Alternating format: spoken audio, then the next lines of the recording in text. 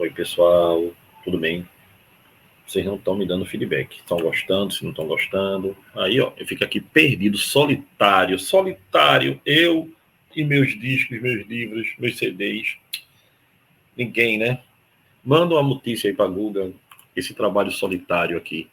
Vamos embora. Então, vamos lá. Vou fazer de conta que tá todo mundo adorando, gostando muito. Eu tô. Vê. Pessoal, na aula passada, a gente falou sobre pilhas, não foi isso? E aí a gente viu o quê? A gente viu que pilha, também chamada de célula voltaica, é um dispositivo que produz corrente elétrica espontaneamente a partir de quê? De uma oxirredução. Aí a gente viu, pessoal, que essa reação química que produz a corrente elétrica, ela é espontânea. Então, ΔG, energia livre de Gibbs, é menor que zero. E o ΔE, o potencial, é sempre positivo, maior que zero, dizendo que é uma reação espontânea. Não esquece isso, não. Aí, pessoal, na pilha, a gente viu que para que funcionasse, a gente tem duas semicélulas, pelo menos, né? Uma, por exemplo, zinco e a outra aqui, cobre. Zinco tem um maior potencial de oxidar, então ele tem um maior potencial de oxidação. E o cobre tem um maior potencial de redução. Então, o zinco perde o elétron, que passa pelo fiozinho, acende a lâmpada e vai para o cobre. O zinco oxida e o íon cobre, que aqui está, reduz. Isso era um processo que a gente viu na pilha. E aí, o que foi que a gente aprendeu? Que na semi-reação de oxidação, por exemplo, o zinco perdeu 2 elétrons, ó, quem oxida é o ânodo, vogal com vogal, oxidação, ânodo. E o ânodo, pessoal, é o polo negativo. Quem oxida, a lâmina vai sendo corroída, vai sendo desgastada, e a solução vai aumentando a concentração. Por outro lado, a gente viu que onde tinha a redução, olha aí, o íon cobre ganhou o elétron, redução.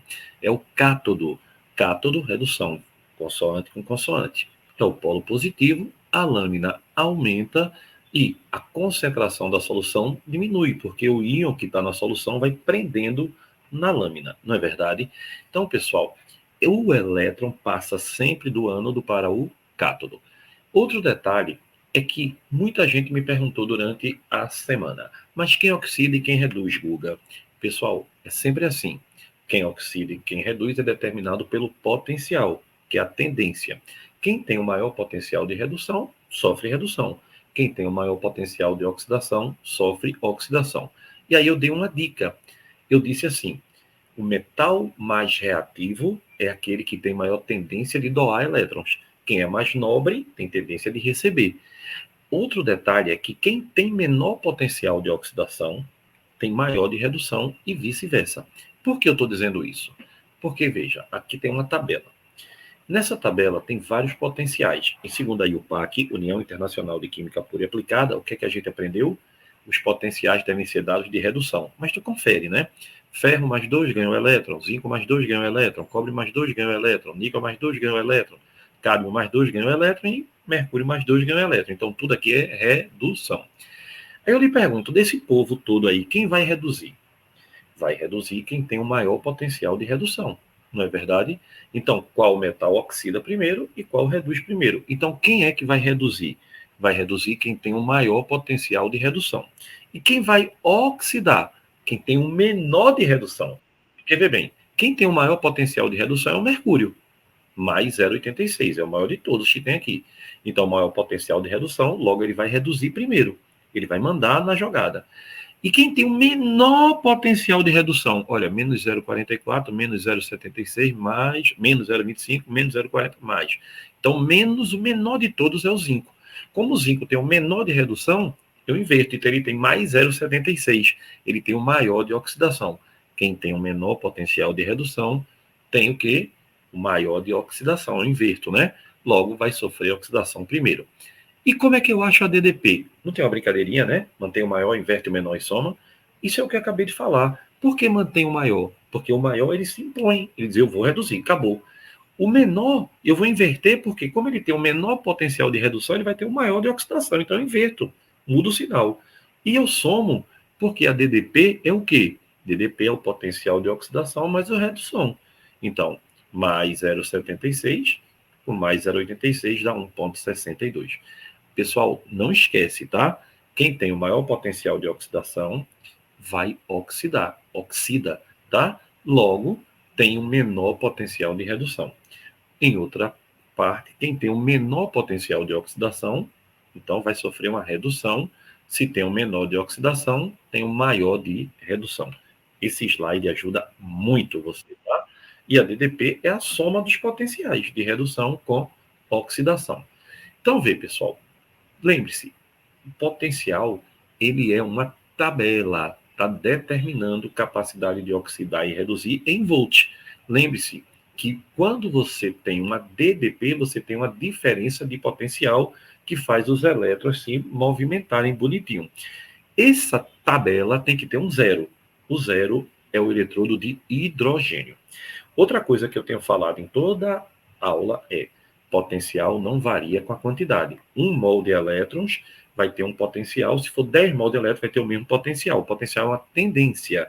Então, o potencial padrão de uma pilha depende da natureza, da concentração e da temperatura, mas não depende da quantidade. Se eu multiplico a equação, eu não multiplico o potencial. Se eu multiplico a equação, eu não multiplico o potencial. Tá certo? Então, pessoal, lembrar, DDP, você vai ter o quê? Um fluxo de elétrons. Para que esse fluxo de elétrons ocorra, eu tenho que ter uma diferença de potencial. Por exemplo, eu tenho aqui uma cachoeira. Para que a água corra, eu tenho que ter uma diferença de quê? De altura. Então, a DDP é o potencial de oxidação mais o potencial de redução. Então, aqui, ó, qual é o DDP para a pilha de Daniel? Os potenciais são zinco, redução, ó, e cobre, redução. Quem vai reduzir? O maior, que é o cobre. Então, esse daqui, ó, vai oxidar. Eu inverto ele. Virou 0 mais 76. Mais 0,76. Tá? E aí eu somo. Mantém o maior, inverte o menor e soma. E aí tu resolve tua vida. Pessoal, é somente isso que a gente precisa para achar a DDP de pilha. Nada mais do que isso, tá? Então, não complique sua vida. Lembre-se que é super facilzinho e que é tranquilo e calmo para a gente resolver isso. Tranquilinho? A próxima aula vai ser falando, sabe sobre o quê? Célula de hidrogênio. Mas vem cá, não acabou não, não acabou não. Quer ir embora? Ixi, Maria, que pressa danada, menino. Vem para cá, vem. Ó, olha para cá. Vê bem, pessoal. A gente na pilha vai representar a pilha como? Lembra que eu falei disso, né? Primeiro vem o eletrodo que oxida, que é o ânodo, e depois vem o que reduz, que é o cátodo. Isso aqui é a ponte salina. Isso é uma pilha de Daniel. Por isso que uma pilhazinha, né, tem um polo negativo e um polo positivo. Muito bem. Então, pessoal, numa pilha, a gente vai ter sempre uma maneira de ser apresentada. E a ponte salina? Guga, a ponte salina permite a migração de íons. Não é de elétrons, é de íons entre as duas soluções. Então, os ânions, eles vão para onde? Eles migram para o ânodo, porque o ânodo oxidou. Então, está perdendo ali. Então, os ânions vão para lá. Porque, vê, como ele oxidou, caiu um bocado de cátion na solução. A solução está cheia de cátion, cheia. Aí está com muita carga positiva. Aí vai um bocado de ânion para lá para dizer, ô, cátion, bem-vindo, abraça, fica lá, neutraliza. Do outro lado, os cátions vão para onde? Vão para o polo, que é o cátodo, porque no cátodo sofreu redução. Redução quer dizer que os cátions foram prendendo na placa. E aí a solução ficou com pouco cátion. Aí chega um bocado de cátion lá para neutralizar os ânions que lá estavam. Lembre-se que ela, quando faz isso, tá? A quantidade de cátions e ânions na solução se equilibram e a ponte salina dá uma maior sobrevida à pilha. É bem importante, tá certo? Ela faz com que a pilha tenha um prolongamento maior. E aqui eu botei, ó, o esquema abaixo ilustra uma célula galvânica, pilha, ressaltando o sentido de movimentação. Ó, o zinco oxida, o níquel reduz. Qual dos eletrodos é o ânodo? Ó, quem está perdendo o elétron? Não é o zinco? Então, o zinco é o ânodo. E o cátodo é quem? É quem recebe o elétron. É o níquel, certo? Aí ele pergunta, qual dos eletrodos é o polo negativo? O ânodo é o polo negativo. Então, o zinco é o polo negativo e o níquel é o cátodo, é o polo positivo. E ele pergunta, qual espécie química sofre oxidação? É o zinco. E redução é o níquel. Então, lembra, oxidação, ânodo, redução, cátodo. Não foi isso que a gente viu? E qual a placa que sofre corrosão? corrosão, oxidou, oxidou, oxidou, corrosão, oxidou. É o zinco. E qual é a placa que aumenta de tamanho? Ganhou, ganhou, ganhou, ganhou íon? É o níquel, porque vai depositando sólido nele. Não é verdade? E aí ele pergunta, equacione a reação? O zinco oxida, virando 5 mais 2, e o níquel reduz. Não é isso? O níquel mais 2 ganha os 2 elétrons que veio do zinco, virando níquel 0. A equacione é a reação global. É a soma, né, das duas. Corta os elétrons, ó. Zinco 0 virou zinco mais 2, oxidou, e o níquel mais 2 virou níquel 0, reduziu. E aí a gente tem. Podemos dizer que na célula eletroquímica, quem sofreu oxidação? O magnésio, 0 para mais 2. E o ferro mais 2 para ferro 0. Então o magnésio oxidou, é o ânodo, que é o polo negativo. O ferro reduziu, é o cátodo, que é o polo positivo. E os elétrons fluem de onde? Do ânodo, que é o magnésio, para o ferro, que é o cátodo. Então os elétrons fluem do magnésio para o ferro, letra C. Vê, pessoal, é bem tranquilo o estudo de pilhas, tá?